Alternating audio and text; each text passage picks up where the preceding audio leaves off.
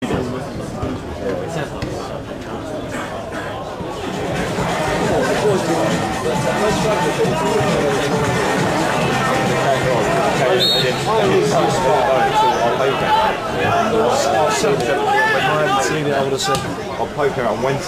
as I said, it's Margate that are now kicking from left to right, and Margate already going forward with an early opportunity in this half, as in the first, but the ball's cleared away, and as it was cleared away, it fell for Jackson. Jackson, though, couldn't find his man, and the Stones can come forward again. Ball swept across to the left-hand side. Is it going to be picked up by Hagan? It's not, and this time it's picked up by Rosser. Rosser inside finds Tyburn. Tyburn finds Pugh. Pugh's ball is intercepted, and Margate could break here, although they only have 3 against 3, but it's Ryan Martin. Ryan Martin, can he release Howard? He does. Howard, edge of the box, right-footed shot, and well, Mullin got a touch to it, but to be honest, it was already going beyond Mullin's left-hand post. And the Stones equalising 25 minutes later, so it's 1-1 here at Bourne Park. Jackson's corner, left-footed, the ball's popped in. It's a head from Jay Saunders, but it's wide on it, that wasn't to be. And Mullin takes the free kick. Nodded back out away from the Margate danger area by Robin Trott. Martin gets the ball over Paul's head and finds Pinnock. Good recovery though by Paul, who does well to resist Pinnock's challenge. Paul going all the way towards the Margate area. This is a great one by the Maidstone right back. He's into the area, but Margate do get their challenge in, and Trott's able to sweep the ball. Robin Trott's going to take the free kick again, just a yard inside his own half, just to the left of the centre circle. Trott then, left-footed, punches the ball towards the edge of the area. Howard gets up there, gets a nod down, but not in the direction that there are any Margate players waiting, and the ball's harmlessly across the byline for Pat Mullin to take the side. 11.5 minutes gone, Maidstone 1, Margate 1. TYDEMAN picks up that throw-in from Hagan, then loses out, and that's going to be a free kick to Margate. TYDEMAN's been spoken to by the referee, and well, I think what happened there was TYDEMAN went down and he hung onto the ball rather than releasing it. I can only imagine that's what it's for. And TYDEMAN out of play, throw in to Margate, taken quickly by Trott. He finds Josephs. Josephs finds Rob Howard, but Howard's control isn't good, but Margate do have the ball back with Ryan Martin.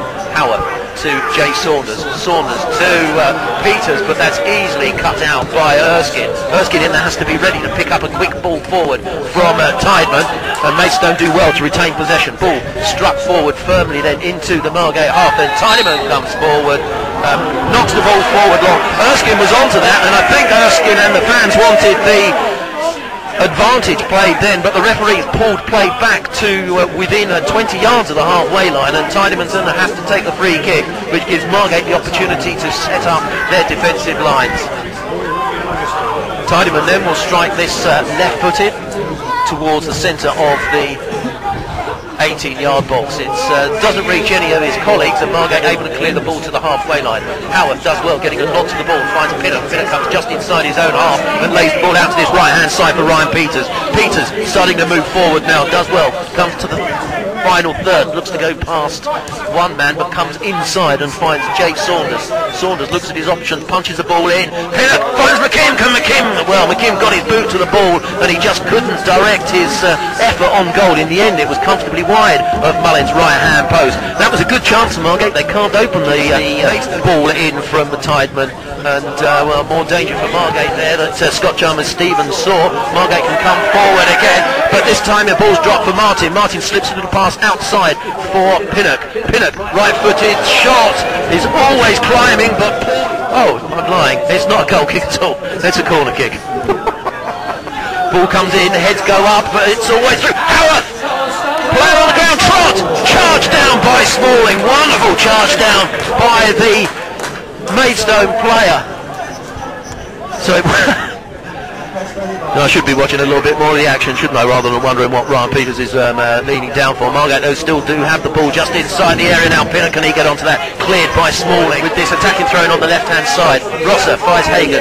Hagan slips the ball a little bit further forward, picked up by Erskine. Erskine infield to Pugh. Pugh can't control the ball. He does though. Off the post by the Maidstone number 10. Wonderful strike from the edge of the area. Maidstone just a post's width of going 2-1 up, and Margate can break now on the left-hand side. Ryan Martin slips the ball infield to Pinnock. Pinnock is beaten to the ball though by Smalling. Smalling finds TYDEMAN. TYDEMAN ball across to Hagan. Hagan just a yard offside. Well, the Maidstone fans to my left-hand side not happy with that decision, but it looked to me to be the right decision from the linesman across that far side of the pitch. But what a wonderful strike from Maidstone just now off the bar, the small covered terrace areas on that far side. Ricardo Josephs with the throw in then, finds Jackson. Jackson gives the ball back to Josephs. Ball in from Josephs, not properly cleared by the defence. Saunders, edge of the area. The ball, well, I'm not sorry, it would be fair even to say the ball bobbled. He just put it high over the bar from the edge of the area. And to be honest, he did have time to take yards inside the Maidstone half.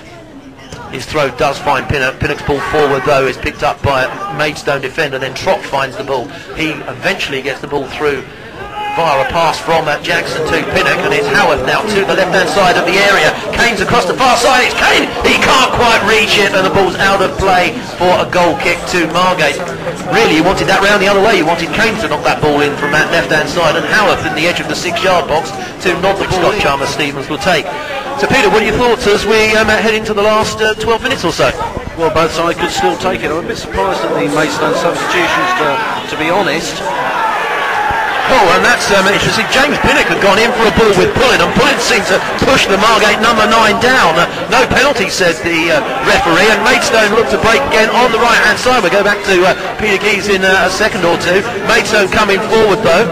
Still coming forward, plenty of space in front of the Maidstone player. Edge of the box now, it's Pugh, and I think it was more luck than judgment that the ball fell away from Pugh. TYDEMAN picks the ball up on the edge of the area. He can't find the substitute, Nick Hegley.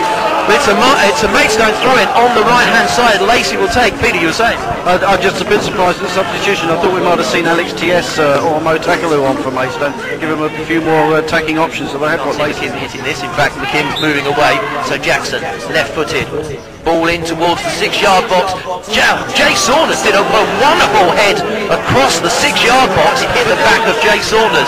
Throw in to Maidstone. Taken by Rosser. Hegley could be away from Lewis Smith here. Pugh's in the middle. Ball across to Pugh. Oh, and Pugh can't turn. In fairness, that was good defending by Ricardo Josephs, who stuck very, very close to it.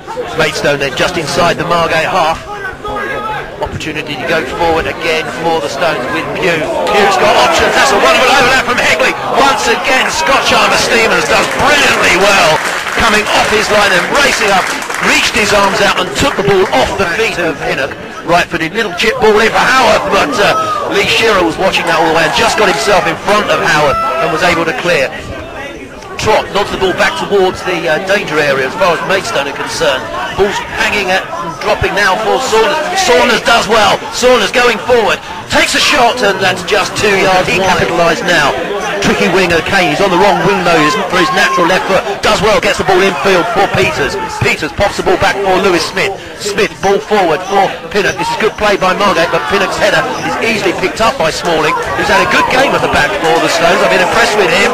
And then he gets the ball forward long. Chase on for Hegley. Can Trott get there first? He can. He gets the ball out to the left-hand side for Margate as we head into added time. 30 seconds of added time played so far. Margate come forward again. Jackson on the ball now, picking up that pass from Josephs. Ball central position. Howard gets a nod to the ball. It's McKimm. Edge of the area. McKimm. Oh, what a wonderful goal for Margate. 46 minutes gone. Steve McKimm looks to have won the game for Margate. What a goal for the Margate skipper. Maidstone United 1, Margate 2.